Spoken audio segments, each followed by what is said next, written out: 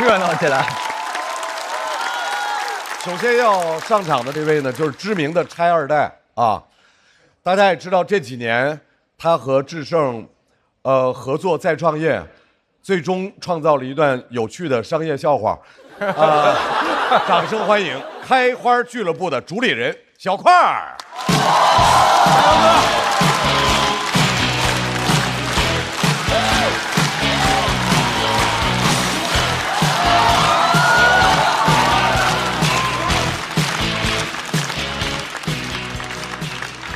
大家好，我是小快啊。去年开了个俱乐部，开花脱口秀，所以我现在的身份是什么？是什么？主理人。资本家啊。现在每个月都能盈利，负12万。很快我就会成为资本家里的少数群体。怎么讲？无产资本家啊！其实一开始没想到会赔这么多钱，因为你们也知道，我有个合伙人叫徐志胜嘛。当时的想法很简单，就是以他的名气加上我的能力。这不是笑点，你们怎么可能赔钱呢？后来徐志胜也非常意外，说：“哥，没想到你的能力还超过了我的名气啊！”很多人不理解我们为什么会赔钱，因为每场演出我们都能有200多个观众，在一个1200人的剧场里啊，那演员在后台看了一眼观众席，说：“哥，这演出一看就是你办的，因为观众啊都坐得一小块一小块的。”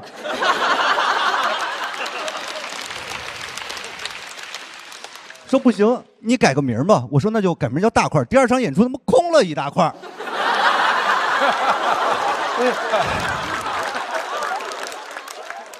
后来我转变思路，换了一个200人的剧场。哎，这回好了，能卖40张票了。徐志胜还问我票卖的怎么样，我说售票比例是有所提升的。他说那能赚钱了吧？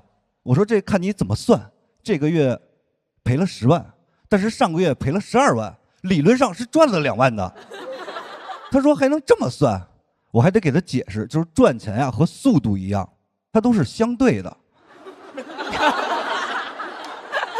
他说可是你赔钱的速度是绝对的快啊。我说小快小快啊。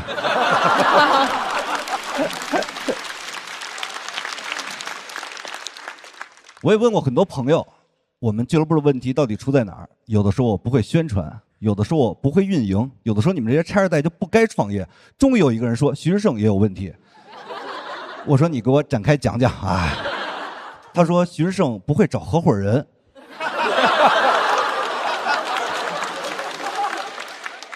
你就一个人说我有问题，可能是他的问题，但是这么多人说我有问题，那一定是他们的问题啊。因为毕竟他们也没当过老板啊。我其实也很想像一个真正的老板一样，实行一些真正有效赚钱的方法。加班、降薪、裁员，分分钟就能见效。为什么我不这么办呢？爷们儿要脸。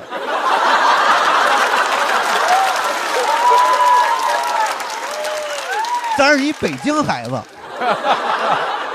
干什么得对得起自己啊。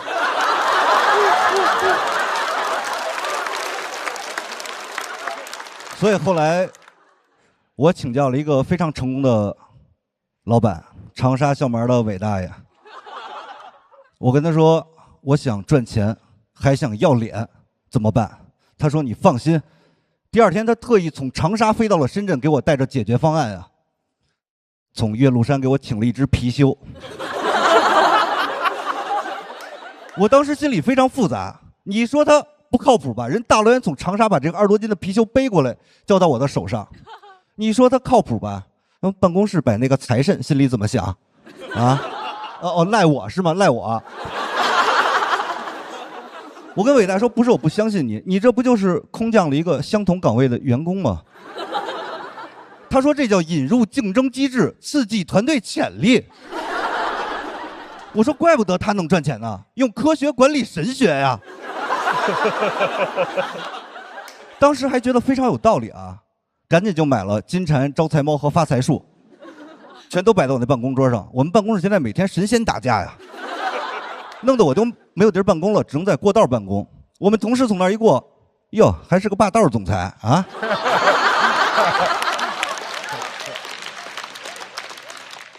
后来一个深圳本地的朋友跟我说，你要是想翻身搞这些封建迷信没用，你得拿着你的营业执照、公章和身份证去深圳地铁5号线有一个翻身站啊，你到那儿下车就能翻身了。我说封建迷信没用，得搞基建迷信是吧？但我觉得这个事儿不对劲啊，因为你们想一下啊，我就算到那儿下车以后真的翻身了，回来我得去对面坐车，那不又翻回来了吗？我大老远跑那儿玩鬼打墙去了啊！哥们儿说你自从赔钱以后啊，格局变得小多了，你打车回来不就完了吗？那个月又多赔了100多块钱车钱啊，但还是有收获的，因为我在那儿一下车就看见徐志胜和呼兰的广告，问我需不需要资金周转啊。这不是问对人了吗？啊，我一看就知道，还能周转，还能周转啊！其实我也在反思，为什么俱乐部开得这么失败，就是这个社会啊，对成功的评判标准过于单一了，掩盖了很多人性的光辉啊！我跟你们讲，我也就是看今天大家也都是一些有识之士，我真诚的跟你们分享出来，就这个创业呀。你不要只拿投资的角度去看待，你拿消费的角度去看待，就知道我有多么的耀眼了啊！去年1年，我消费了8份五险一金，请了109位演员，做了209场演出，请客吃饭365桌，飞机高铁396趟，酒店住宿406晚，才花了100多万，我带动了5个行业呀！这哪是赔钱啊？这不是在对宏观经济进行了一个微观的调控吗？啊！而且咱们说实话，100多万，有钱人也就是买一辆跑车，对不对？取悦一下自己。我买的可是一辆拉动国民经济的马车呀！啊！好，靠的是什么呀？不就是这只有形的手吗？多少个演出结束的夜里，我坐在剧场，想到自己的大局观。就开一瓶国民白酒老村长庆祝一下，真正纯粮酒，好喝不上头，让生活更开心。咱一个北京孩子，首先得对得起自己。我开心了，马车上的你们就更开心了。而且我也知道啊，说实话，要说赚钱，我在脱口秀这个圈里真的排不上号。但是你要说花钱，他们加一块儿也赶不上我呀！我跟你们讲，好多脱口秀演员现在还在努力赚钱，想买房成立一个小家。我已经把房卖了去建设国家了啊！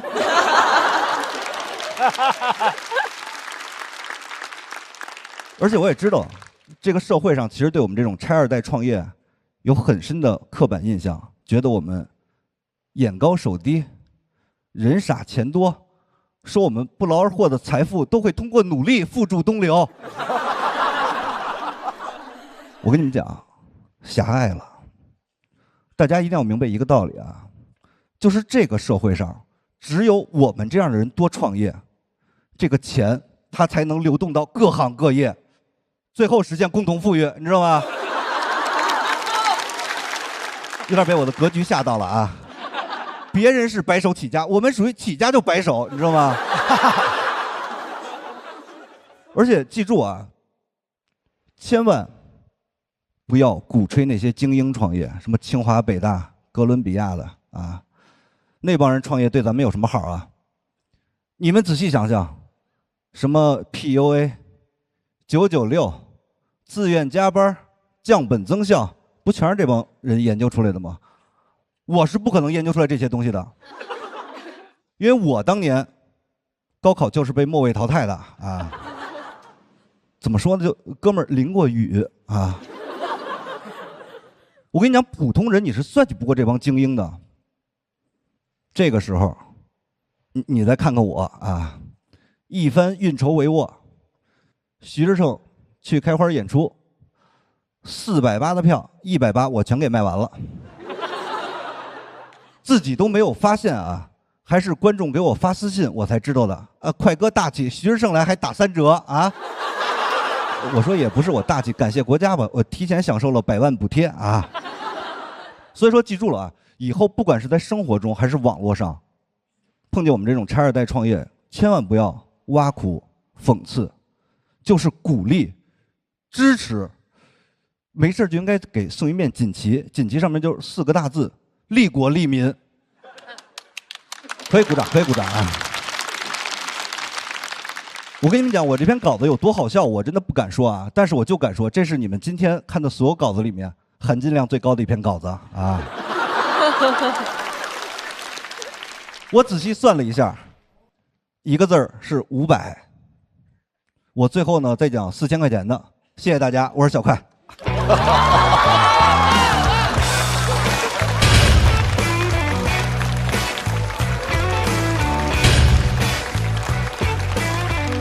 小快的锁票倒计时，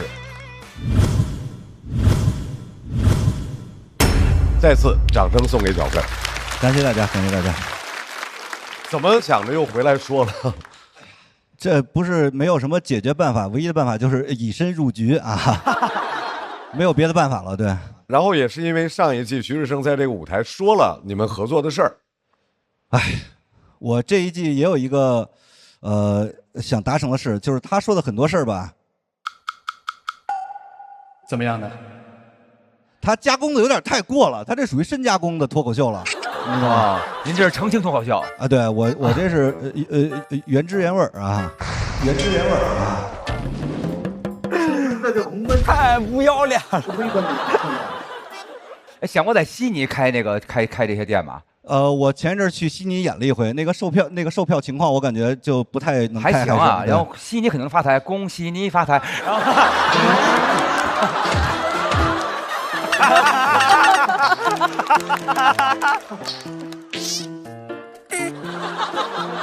就为了我，没想到居然有人捧我这破包包，谢谢小花，谢谢，终于有人捧我包包，谢谢您啊，谢谢您啊。我觉得这是他最有意思也表现非常好的一次，就是的确是有特别那种感触很深的生活经验之后，他就能够历练出特别好的段子。但是我会有一些意见，我其实很赞同在某一个场合可以讲这个场合的内部梗，但次数有点多的话，我就可以稍微删减一下，因为你有删减的量。我认为你在最后结束前差不多在30秒或者1分钟之前能够结束的话，就是在一个特别高光的时刻，后面却有一点点抻了，我个人觉得有一点抻。非常中肯，非常中肯，感谢您，感谢您。我觉得作品的角度非常好看，然后表演的也怎么说呢，真的很放松，然后整个感觉是很愉悦的。但是可能是因为操心业务太多吧，作品上可能投入的也不够，所以整体就是一个挺好玩，然后也止于挺好玩的这么一个东西。所以您知道发展到这一步，我现在送给小块的祝福都不是祝他能够顺利晋级，祝开花俱乐部2025年扭亏为盈。好，谢谢，再次感谢小块的表演。马上要和小块 PK 的这位朋友，今年大家看到了他的演技哈，一个行侠仗义、漏洞百出的一个很抽象的大侠，掌声欢迎徐志胜。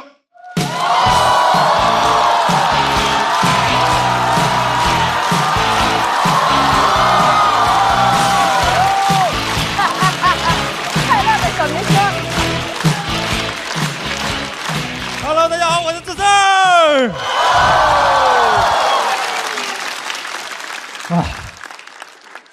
先聊聊小块太不要脸了，还在那儿我买了一辆拉动经济的马车，那谁在当马呢？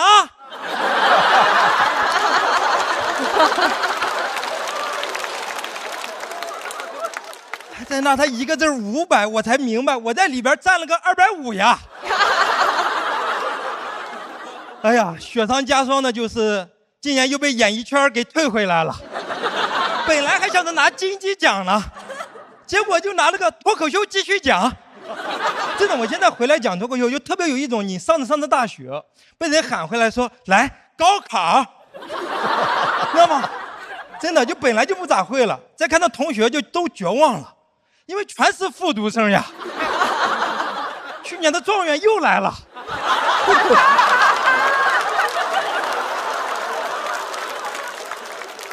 但讲脱口秀还是特别好的一件事，就是它特别让我有配得感，否则我现在很难接受自己已经是森马的男装品牌代言人了。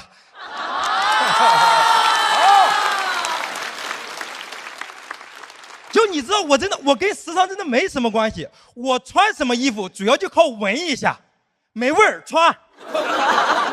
有时候穿衣风格大胆一点，有点味儿也可以穿。我管我的这种穿衣风格叫小香风。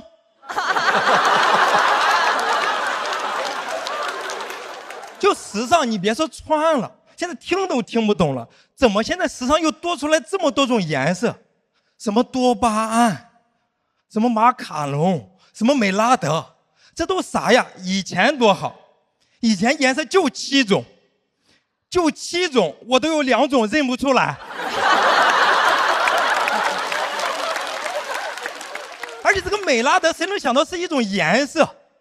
我一开始听到我以为是国际形势了，我说美国又拉着德国干什么了？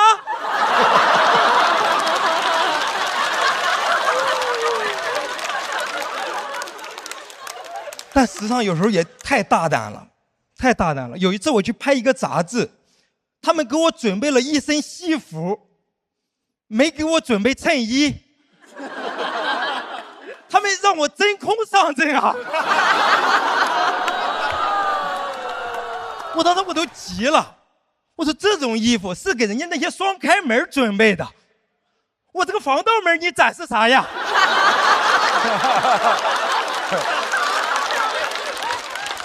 对吧？人家其他人穿的衣服都是为了展示自己的线条，我的线全连成面了。我穿上展示我的面条。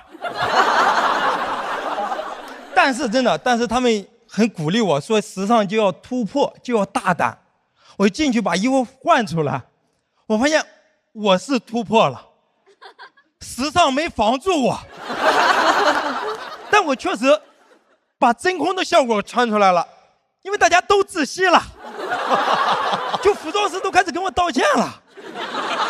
说志胜老师真不好意思，实在没想到穿出来会是这个效果。本来这个衣服是风度翩翩，但偏偏是你。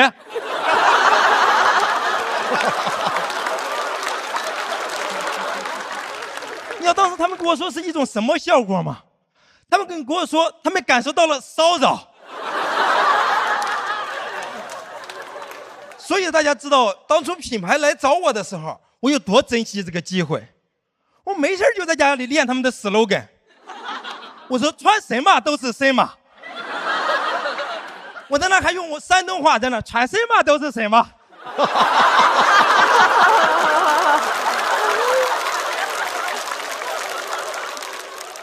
当时是让我代言一个羽绒服。刚开始他们跟我说希望能用我的内在去展示这个羽绒服的内在。我说这咋展示呀？去了之后发现很简单，直接让我扮演了一个羽绒，就把我全身上下都贴上那种羽毛，然后就露一个脸，你知道吗？我当时看着自己毛茸茸的自己，我说我这是代言了个毛呀。那么当时那个照片贴的满大街都是呀。真的，就虽然只有一个羽绒的照片，但大家看一眼就知道我在给啥做宣传。因为是谁看到那个照片都会说句这羽绒服了。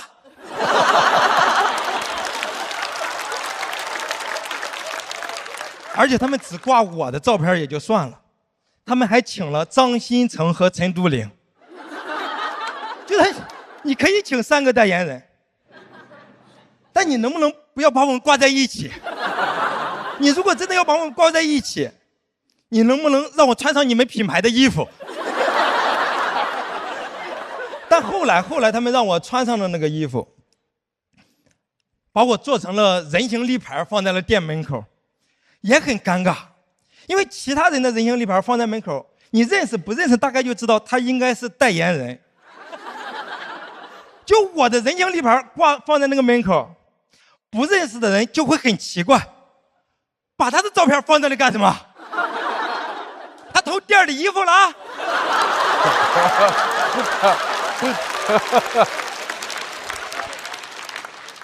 所以我最后我就想说，其实穿衣服也好，时尚也好，大家就开心就好了，开心就好了。现在大家也不用着急去追时尚、赶潮流了，因为时尚的后腿已经被我拖住了。所以大家现在穿什么都是时尚，谢谢大家。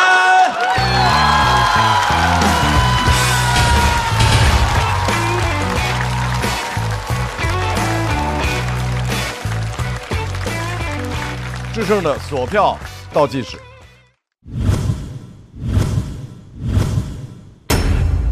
来，掌声再次送给制胜。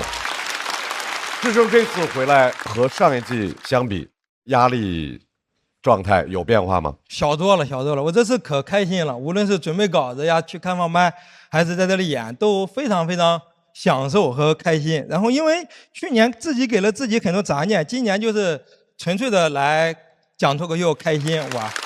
智胜是我最喜欢的中国脱口秀演员之一，这毫无疑问。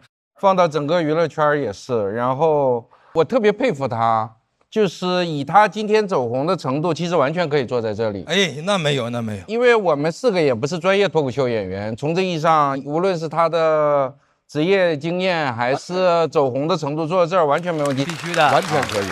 所以从这个意义上，他还能回到这儿跟选手们一起完全参加从第一场开始的这么一个整季的比赛，这个请接受我大大的一个敬意啊！没有，非常感动。这件事儿对中国脱口秀的贡献不输于你们俩通过赔钱给中国国民经济造成的贡献，所以我是特别喜欢智胜。但是，去年的时候他压力很大，因为你记得你表现欠佳的时候，我在这儿说了一些，对，怀疑你没有认真创作，因为你忙。但是对别人告诉我，其实你还是像打比赛一样非常认真在准备，甚至很焦虑，甚至头发掉的更多了之类的。今年你说你回来就是玩，然后就是想高高兴兴放下心理包袱，就开开心心的从第一场开始比到哪轮算哪轮，这种心态我特别喜欢，为你感到高兴。对，但是你确实不可能像他们全职做脱口秀演员这样有那么多的时间去创作，这个我100%理解。所以我没排灯，我相信你也是理解的。我能理解，能理解。对，因为我们今天我觉得你这个表现和给大家带来的快乐，3灯完全没有问题。谢谢罗老师。我是见过智胜特别崩溃、特别焦虑的那个样子啊，在不同的阶段，所以我能够知道他这次回来就那个轻松是能够看出来的。然后我有一个疑问哈，你穿西装真空的那个照片在哪可以看到？哇，就已经都被我销毁了。摄影师没拍，因为穿出来之后，大家就是赶紧再穿上。我特别喜欢智胜，是因为他是我见过的最没有被名和利改变的一个人，这点我觉得特别难得，因为我见过太多了。是啊，谢谢鲁豫老师。刚才智胜说他那个代言各种东西，我每回来上海，大家知道那个廊桥里头一出来就有那个资金周转的那个，我也是这次看到了，一进来就感觉有一种特别亲切，就是感觉到上海的诱惑呀。左边是呼兰说哟，到智胜那哇，是因为智胜乐得特开，你知道吧？对。然后我觉得特别替智胜，就是即使你好像就是说，因为有在各种地儿，然后发光发热，其实脱口秀一直是我觉得你能代表很多脱口秀的这个意思。对。智胜今天的段子挺好笑的，尤其是上一次我跟他在一起，他是一个主持人的身份。哎，主持人这么不好笑吗？我其实能感受他在那个台上其实没有那么自如和从容，而且他其实是还蛮紧张的，所以我觉得他今天带给我的感觉就是回到主场，然后对，非常有这个光芒，对，宝贵的松弛感。来，再次感谢智胜给我们带来的表演，谢谢。小块，请回到舞台。票团给出来的30，小块和徐志胜得到的票数是。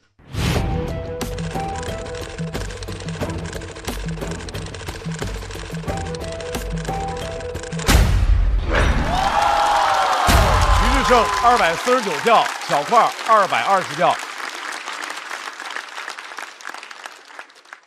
我在补贴开花，我这是。首先祝贺徐志胜进入到晋级区，谢谢。小块儿需要在等待区继续等待，他们的恩怨可能并没有结束，希望在以后的舞台上能够继续听到他们更多恩怨的故事。